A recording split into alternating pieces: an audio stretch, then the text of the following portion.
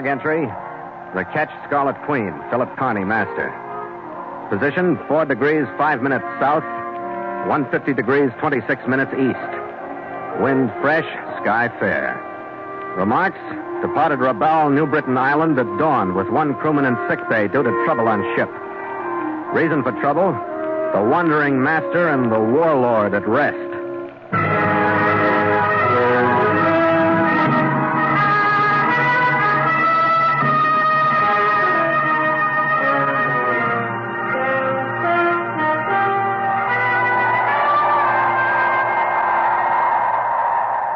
It was a burnished, hot morning when we slipped through St. George's Channel, Blanche Bay. It had been a long leg and a slow one, down into Simpson Harbor from French Indochina. But now things speeded up. In a day, we had our cargo unloaded into the China traders' warehouses, and on the next day, another cargo was swinging aboard, bound for a plantation on Hull Island in the Phoenix Group. At noon that day, Gallagher and I leaned on the rail, watching the whole town of Rabaul gather at our pier to welcome the tubby little steamer up from Canberra by way of Port Moresby. The crowd didn't mean that anyone of importance was arriving. The ship itself, a link with the outside world, was enough to bring out the natives with their green, blue, even yellow-dyed hair. The Orientals from Rabaul's Chinatown. The portly German planters. Enough even to bring Rabaul's never-small crowd of ne'er-do-wells stumbling out of the bars and into the hot sunlight. The excitement was contagious. Red and I moved forward to watch the steamer warp her rusty stern into the dock, squeezing in just off our bowsprit, shaking the Queen in her backwash, drawing the crowd to a point as her gangway went out and her passengers started to disembark. Well, that old hunk of barnacle and rust really brings out the town, don't it, Skipper? We didn't get a show like that. Yeah, but neither does the Lurleen in San Francisco. That's right. But don't worry, Red, the Queen's prettier. Anybody can see that. Probably leave that beat-up tub in our wake, too, with it. Hey, Skipper. Huh? On the gangway. Red. No, it can't be. Yeah. There's that Texan Mangan trailing along the stern. That's our sin. Yeah. All the way to Rabaul to cross courses with us. He turned his be-robed, jasmine-scented bulk toward us, and we got a better look at that 300-pound profile. Our sin had meant trouble in Tien Sin, trouble in Bali. I hoped he wouldn't mean trouble here. His mincing steps brought him closer. He flirted his handkerchief at us. Ahoy! The Scarlet Queen? Ahoy! Most pleasant coincidence, sir. Most pleasant indeed. I would appreciate 2 of your crewmen to help me aboard.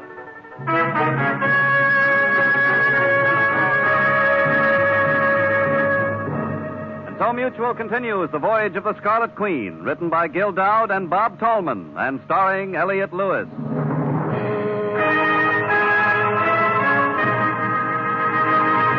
The Scarlet Queen, proudest ship to plow the seas, bound for uncharted adventure.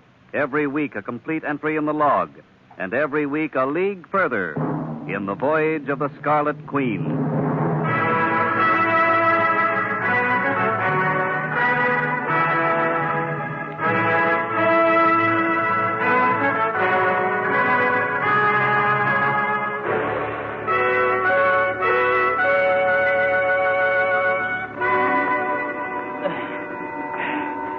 Bring me a chair, Mr. Mangan. You must see that I'm utterly exhausted squeezing under this cabin. All right, now, don't fret, Austin. I'll get you a chair. Uh-oh, this your chair's bolted down. You're going to have to walk through it. A most thoughtless arrangement. A cabin of niggers with proportions. The babyish face glistens with perspiration. This is really quite The scent of jasmine filled the cabin. The handkerchief waved. The beady eyes snapped out from the folds of flesh. And his bulk finally settled into a chair. He still looked Chinese, and he still sounded like Charles Lawton. Now, gentlemen, I must say I am greatly pleased at the twist of fate that has once more brought us together. Yeah, I said it. I said, in fact, to Mr. Mangan as we rounded Vulcan Island, there is a familiar craft. Did I not, Mr. Mangan? Oh, you sure did. He spotted you right now. Say, Kearney. You ain't got a little old jug hid away somewhere, have you? My throat is dry and trail dust. Yeah, sure, Ming. Red, you want to break out a bottle? We'll have a round or two. Yeah, I could use one myself. Well, now, Captain Kearney, if I might inquire, what brought you to Rabaul? Oh, we're carrying cargo now for the China traders. Yeah? Taking one out of here, bound for the Phoenix Group. How about you? You have interest here? My dear boy, I have interest everywhere, but not at this particular moment. We are here for a rest, are we not, Mr. Mangan? Oh, you bet you. Like we say down in Texas, we're money rich and liquor poor and loaded for bear. Picturesquely put, Mr. Mangan. As a matter of fact, sir, Mr. Mangan and I were seated in Singapore, faced with the tedium of here transaction, there transaction, everywhere transaction. We decided to get away from it all, and I remembered I had a small interest in the splendid hotel in Raval. And, dear me, here we are we not, Mr. Mangan? Yeah, just Johnny on the spot. Here's the proof. Thanks, Red. Oh, thank you, Redhead. Well, here, gentlemen, till the fate has seen us to our juxtaposition. Good bottle, Red. Now, I must insist that you join us in an hour at the hotel. It's on Casuarina Avenue, right at the corner of Chinatown. Yeah? You know, the last 2 times we were mixed up with you, Stinky, we had something you wanted. Now, just a minute, Captain. I ain't going to stand here straddle-legged and let you talk that way about old friends. Thank you, Mr. Mangan. Captain Kearney, I had thought that our association deserved better than this. You will admit that we've always parted friends. Yeah. Well, all right, Arsen. We'll see you at the hotel in an hour. Ah, splendid, sir, splendid. We shall have a merry time. Oh,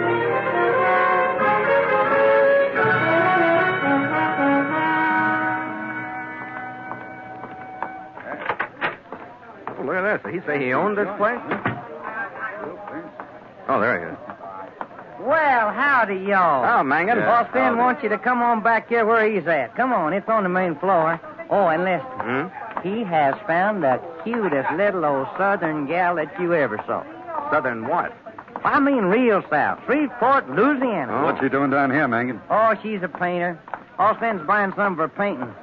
I don't think they're very much, but she's doing it for money, and Austin, well, he's kind of that away now. Come through here. Yeah. She ain't much for thinking, neither. But is she pretty? Miriam Lou Parmalee. Oh, don't that put you in mind them Louisiana pines? Not yet. I haven't seen it. Well, you're just a cold-blooded Yankee. That's how it comes. All right, here's the room. All right, here they are, Austin. Oh, splendid. Splendid, splendid. You find me surrounded by pleasant things, gentlemen. So I see. How do you do it, Arsen? Indeed, at times I ask myself. This gentleman is Miss Miriam Lou Parmalee. Oh, how do you do, Miss? Hello. How do you do, both of you? Miss Parmalee is an artist of not inconsiderable ability. Oh, thanks. See here, Captain, this painting of the natives squatting sullenly in the bush. Is it not a stirring scene, sir? Yeah. That's great. Thank you. She calls it Warlord at Rest. She refused to sell it to me. Land's sake, you know he is just the stubbornest man I ever met. It's sold. I kept telling him that. I can't sell it again. It's already sold. You see, she is determined to resist me. Well, you're facing an honest woman, Arsen. That's your trouble. Yes, a most puzzling attribute. Very well, I will try to satisfy myself with my second and third choices. Well, I'm sure you'll be real happy with him, and thank you ever so much. Oh, yes, of course. The matter is closed. All right. Now then, I have arranged for a table in the hotel dining room spread for our pleasure with food and drink. I will carry my purchases to my room and join you. Miss Parmalee, I trust that you will accept my meager hospitality. Oh, goodness. I don't know if I'd order with all 4 of you men. I don't know y'all very well, you know. Oh, now, honey, me and you ain't strangers. Shuckins, we from Dixie. Yeah. And I pledge to you, my dear, I shall be your chaperone. Oh, well, all right. Now, go along now, all of you. I will join you presently.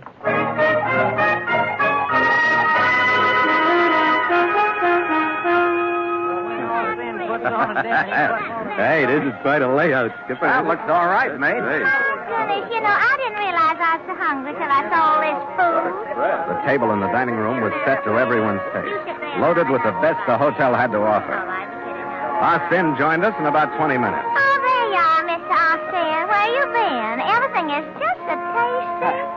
Ladies and gentlemen, in an effort to provide the crowning touch, I personally went to the cellar to obtain this magnum. Magnum? Mum's very old Cordon Rouge. Now, let us all enjoy this festive occasion. Oh, it's bubbly. That makes me dizzy. In spite of the fact that Arsen had usually meant trouble, we did have a festive dinner. But after an hour or so, I excused myself. Went to the China trader's office to go over some final details on the cargo. It was another hour before I was finished and headed back to the ship. Night was falling when I got there, so I checked and saw the cargo gear was secured for sea. Hatches covered. Everything okay. Then I went into my cabin. My gangway watch, Nielsen, was backed up against the forward bulkhead. 2 men had guns trained on him. 2 more put the same drop on me. What the devil is this? Sit down. I can hear you standing up. I said, what is this? It could be harmless if you cooperate. I am called von Stout. I'm glad to hear it. Now that we've met, take your helpers and get off this ship. Don't pretend ignorance, Captain Kearney. Your crewman already told me that the Chinese Austin has been here on this ship. That is enough. I don't know what you're talking about. What is this, Nielsen? They don't know, sir. That fat Chinese came down with a package a little while ago. He said you were taking it for him. I thought it was all right to let him aboard. He'd been here before. Yeah, all right, Nielsen. So now you will stop the show of ignorance, Captain, and tell me where is the picture hidden. I'll make sense, will you? I don't know what you're talking about. I don't know about any picture. I thought you would be reasonable. Martin, put him in that chair. All right, sit down. Hey, come on. All right, lay off, will you? Martin, I'll watch him. You and Emil search the cabin. We'll search it all right. I hope for your sake, my Dave Kearney, that they come find that painting. I don't care how far you came looking for it. You're talking to the wrong guy. If we got here a day later, you would be gone. And you would be the right guy. That Austin is a blundering Well, fool. go take it up with him, then. Look here, Herr von Stout. The painting. It was under the mattress on the bunk. Why, that dirty... Good. Let me see. The Warlord at rest. It is the one. Good. Now we have met success. Martin, the crewman, so I won't follow. He won't follow. Hey, stay away from that man. Sit down. I'm telling you, you don't knock my crewman around. Martin, here. Hold him, Emil. I'll put him down.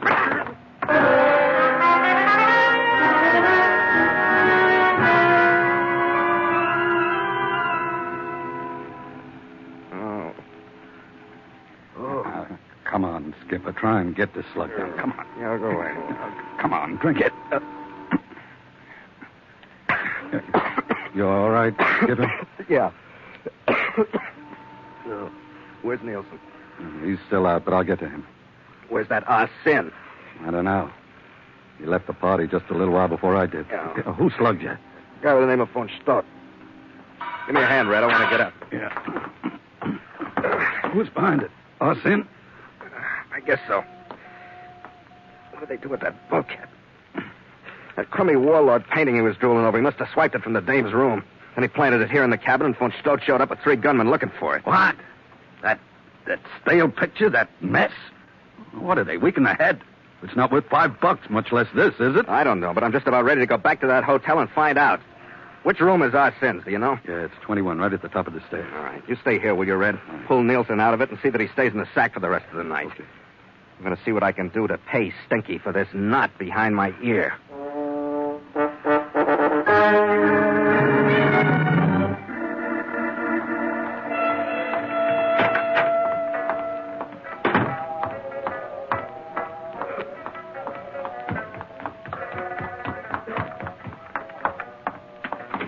And I ain't paid no attention to some of them things, Arsene, but that poor little helpless gal, that is different. If you... Kearney, what in thunder you want? I want to see Fatso. You make a most opportune entrance, sir. You find me in serious circumstances. Well, you can say that again. And once more for me. Captain, I beg of you, prevail upon Mr. Mangan. He is using me badly, sir. I am in dire need of your help. Help?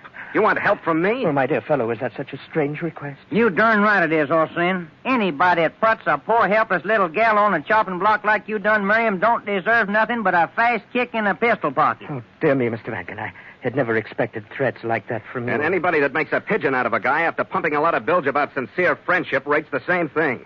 From here to the harbor. Oh, good heavens, sir. Do you mean you've been placed in the position of a pigeon? Yes, exactly. Here, this knot behind my ear. See it? Oh. One of my crewmen's got one just like it. We got them from a guy named von Stott, who came down after that painting you planted on my ship. He made off with the Warlord address? Yes, he made off with it. And the only reason he didn't get it as a gift was because I didn't know where it was. There, you see, Arsene, you stirred up a fine kettle of fish. Yes, I must admit, I seem to have managed things very badly. Well, that is just for sure. Poor little Miriam disappeared. Now the painting's gone. It serves you right for taking it off of her instead of being man enough to get it off that von Stott. Indeed, I have erred most seriously. Gentlemen, we must regroup. Regroup? I'm going to do it someplace where you aren't. Yeah, darn if that don't sound like a good idea. Well, Captain and Mr. Mangan, my dear fellow. What? The situation does not affect the proximity of the painting, nor does it decrease its fabulous value one whit. Fabulous. Why don't We you must stop at once that? forget these slight differences which have risen between us and set out post-haste to gain possession of it. I'm sure you're kidding, but in case you aren't, forget me. Well, perhaps if you understood, sir. Understood what? The canvas is in reality an original painted in 1590 by the fabulous Venetian Giacomo Robusti. So? It was wrested from one of Europe's most famous museums during the last great conflict by the armed forces of our common enemy, sir. It was recently stolen from its South American hiding place, brought here, and its identity hidden behind that gruesome daub, the Warlord at rest, which was smeared over it. Yeah, well, it doesn't make me any more interested. It sounds like international law to me, and I had enough even on the outskirts. Well, indeed, sir, you surprised me. I took you for a man of spirit. Oh, don't listen at him, Kearney. Thanks, Mangan, I won't. I just want to Go back into that room, Captain, if you like this gun the way it is. Well, von Stott. Don't move, any of you. Move back, Captain. All right, von Stott. My company wasn't any better before you dropped. Over there with the others. Well, I must say, von Stott, that your arrival is in the way of a surprise. I have come for the painting, and I want no delay. Oh, what old painting? This heat's got you local. Why don't you make up Gort. your mind, von Stott? I said I want no delay. Captain, due to the possibility that the painting is still hidden on your ship, my men have taken command. What? You won't board it until I say so. Hey, now look. But, my dear man, I had supposed, since you so forcefully grasped control of the situation, that you did have the painting. I want no talk. The Warlord at rest is at stake, and you know it. I removed some of the paint and found bare canvas beneath. A stunning surprise, sir. Is it possible that the journey for both of us has been a wild goose chase? A most disquieting thought, is it not? It is not my thought. I have you in another one of your clumsy attempts at deception. I have it from the girl herself. You had her painting copied. Then you led me to the ship. You thought I would take the fake and leave the island without examining it. Oh, dear me, what a brilliant plan. But, of course, sir, that it was not the case. The girl lies. She would not lie with the methods I used to get the truth from her. What Not happened the for me? methods Take it easy, I Megan. used. Watch me, Kearney. We're going to take that polecat. You there. What was that? What did you say? I was just telling my partner. Don't here- move or I shoot. I was just saying what I got a right to say about any yellowhound dog that manhandles a woman. Never mind the talk. My papa would turn over in his grave if he thought any son of his didn't speak his piece there. I thought it was Texas temper and a soft spot in his heart for the Southern Belle. Until he moved in front of me. Then, when von Stott ordered him to a halt, he stepped back toward me until his heels almost touched my toes. He stood with his hands on his hips as he talked. You know what I done? Then I saw why. I took a fella and I He inched the back of his coat up with his fingers till I could see the pearl handle of the Frontier model coat he wore in his hip pocket. What did you do to that little old I took gal it out. from Louisiana? Slipped it behind me, Well, you just do something to her, you dead. and when Mangan stopped talking, I moved up and started in so he could get the coat out of my hands. It only took a few words. I'm sick enough of this to tell you where that painting is, von Stott. You aren't stupid like the others. But I ain't through yet. Von Stott's right shoulder jerked, then his left.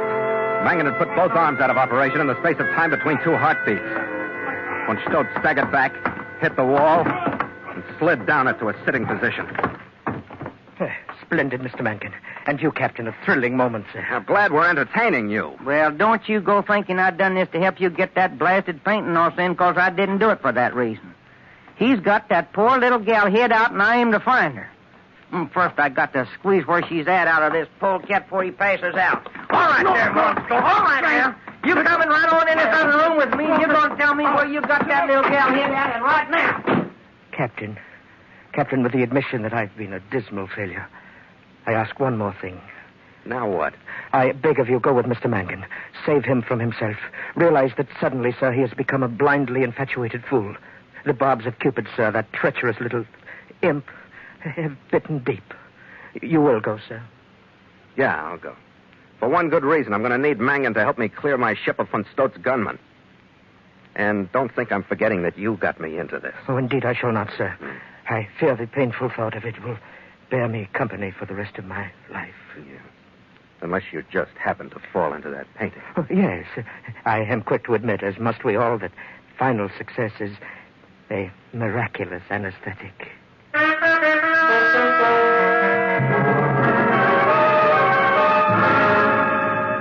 Mangan and I left von Stott trussed up in Arsin's suite and went to find Miriam Lou Parmalee. She was staked out in a room on the second floor of the European Hotel. She was gagged and lashed to the head and foot of an iron bed. Her face was bruised from open-hand slaps. Her arms from hands that had twisted them. My kin, But her just spirit was die if undamaged. They knew that well, I didn't think there was nobody so dreadful outside of the storybooks. I was so mad I could have spit. I think I did. Well, everything is all right now, honey. Sure it is, Miriam Lou. Just calm down. Well, if it'll I'd all- had an inkling, just It'll- one little old inkling of the kind of men that I was going to meet out here, I'd never have come. I tell you that I never would have come. Sure they you would. lied to me, every last one of them. Well, whoa now, Sugar. You're too pretty to go throwing a tizzy like that. How was I going to know? A girl would just be silly not to come out here to paint with all the expenses paid just to do a tiny bit of cheating like they wanted. Yeah. But if I'd have known about those men, I wouldn't have come. No, I swear I wouldn't have come. Well, he hit me. He hit me and he slapped my face and he twisted my arm until I was just so mad. I was so mad I couldn't tell him what he wanted to know. Well, don't you fret no more now, I will Sugar. so. Miriam Lou. I will so. I'm just seething inside. Miriam Lou, I am. I'm just... what did you do to make them so mad? Why, nothing. Was Why, it- not one single thing. Well, I tell you that I just decided that if that old picture was worth so much money and they was making me do all the work, well, I had just as much right to it as they did. I did. So I just packed it up. And I sent it on home to Shreveport. What's the matter? Why, nothing, honey. Not a solitary thing is the matter. Well, after what I've been through, now don't you think I deserve it? Why, absolutely, Miriam Lou. You know, you keep looking at me so funny, Mr. Lane. Oh, that's just my heart looking at you, baby. You got me looping, don't it? You're so pretty. Oh, now, Mr. Lane, should I? He's joshing with me, isn't he? Why, Miriam, you've read enough storybooks to know a slave when you see one, haven't you? He's a slave? No. Sure. Well, now, you're the kind of a lady that brings honor and glory to the South, honey. Thank you. From sheer natural beauty and nothing else. You know, you could just lead me around with those pretty words like that, Mr. Mangan. I just know you could. Well, I'm going to start in right now. Mangan. Oh, yeah. I got a little job to do with the captain first. Yeah, thank you. I'm going to take you to your hotel, and you stay in your room till I come back. And then we're going to talk this thing over. Oh, but I've told you everything honest, crossed my heart and set me to spin, and I've told you every little thing. There's nothing more to say. Well, don't you fret none about that. We'll find something. I'm darn sure of that.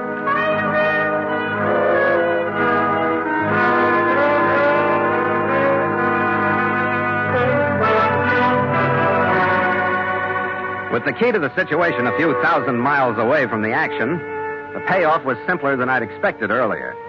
Von Stodt fainted a couple of times on the way to the Queen, as much from disappointment at finding no old master under any of Miriam's paint as from the pain in his arms. But Mangan's cold kept him on his feet, and later kept him covered while Red and Nielsen and I paid back von Stodt's helpers for the lumps on our heads. Then Mangan escorted them all off the ship. But we had one more visitor later that night. I was on deck, listening to the gramophone that's inevitable in ports of Chinese citizenry, and a soft breeze carried his jasmine scent before him. I saved him the climb up the gangway by crossing it to meet him on the dock. Captain Kearney, there is great sadness in me. Lost your face again, Arsene? Please, Captain, I am a successful merchant, sir, and it is most unfair that a man of my stature in the world of business should be treated as shabbily as I've been today. Oh, come on, Arsene. Everybody knows it wasn't your fault. I think you put up a pretty game fight. Huh? Even if Nielsen and I were the ones that got hit. Well, I'm glad to hear you mention my valiant fight, sir, for it brings me to the subject I would like to discuss with you. No? What's that? Well, the fact is, sir, that my valiant battle, my never-ending effort to succeed is, at this moment, the one bright spot in my life. Oh. I am determined, therefore, to keep it alive. Captain, I would pay you handsomely for passage to Shreveport, Louisiana, so that I might continue my attempts to gain possession of that fabulous painting, sir, and thereby regain my face and reputation. Can't be done, Arsene. You refuse me, sir? You withdraw the hand that could help me? Yeah, I have to. Shreveport isn't a seaport. Very well, then. Since both you and the misnamed city are so uncooperative, sir, I shall endeavor to find other means of conveyance. But mark my words, Captain. I am at this moment en route to Shreveport. Good evening, sir.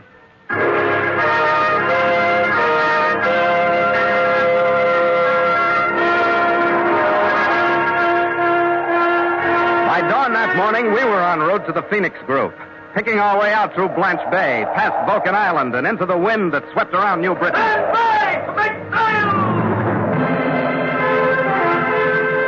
The crewmen jumped to their stations, flexing fingers still stiff from sleep, throwing glances back at the island looming on our stern.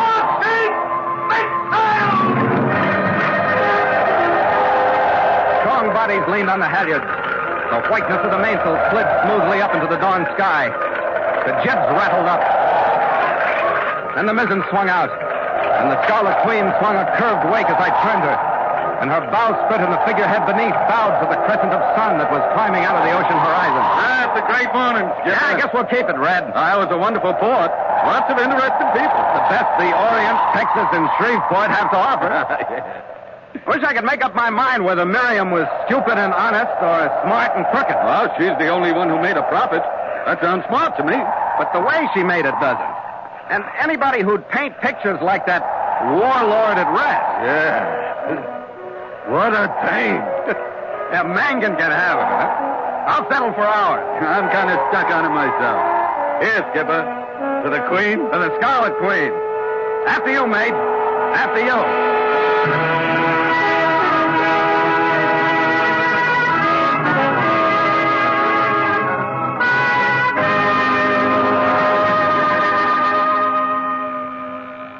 Log entry. The ketch Scarlet Queen. 5:30 p.m. Wind, fresh to moderate. Sky overcast. Sea cresting with high cross swell. Mainsail and mizzen reefed. Ship secure for night. Signed, Philip Kearney, Master.